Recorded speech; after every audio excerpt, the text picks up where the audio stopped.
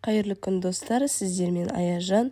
Бүгін сіздермен гемоглобинді табиғи жолмен көтеретін сусын дайындайтын боламыз.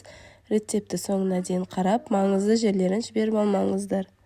Алдымен қызылшамызды қайнатып аламыз.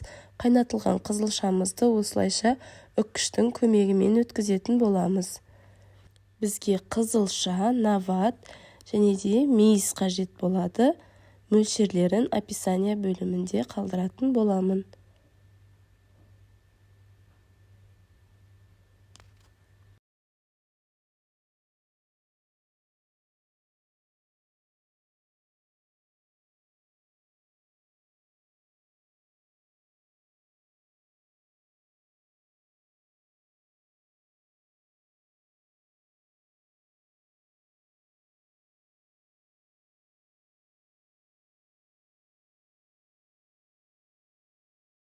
Қызылшамызды өткізіп жатқан кезде газге ыстық су қайнатып қоятын боламыз.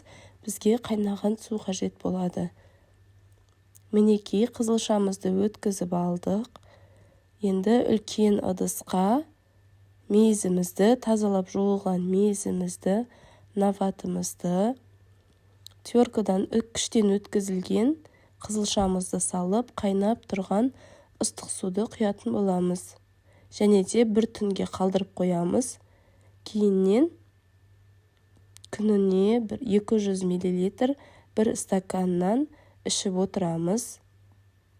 Бір мезгіл, сол кезде гемоглобиніңіз табиғи жолмен көтерілетін болады.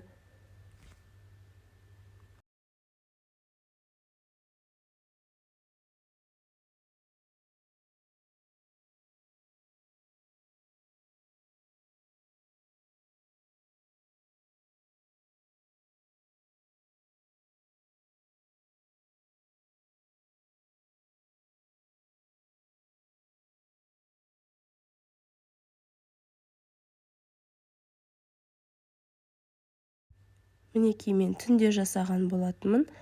Таңертең осылайша алып, енді сүзгіштен өткізіп, бөлек ыдысқа құйып дайындап қоямыз.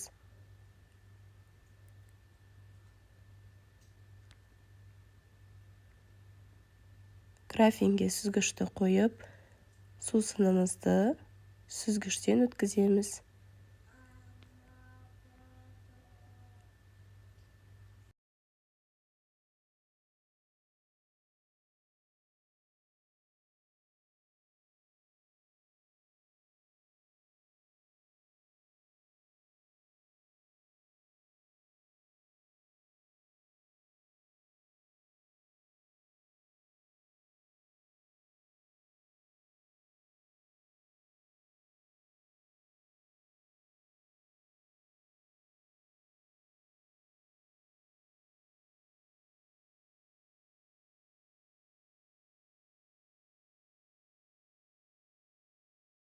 Мінекей сусынымыз дайын болды. Осылай стаканға құйып, күніне бір мезгіл балаларыңызға немесе өзіңіз ішіп, гемоглобиніңізді, иммунитетіңізді көтеруге болады. Міндетті түрде жасап көріңіздер. Ас болсын баршаңызға.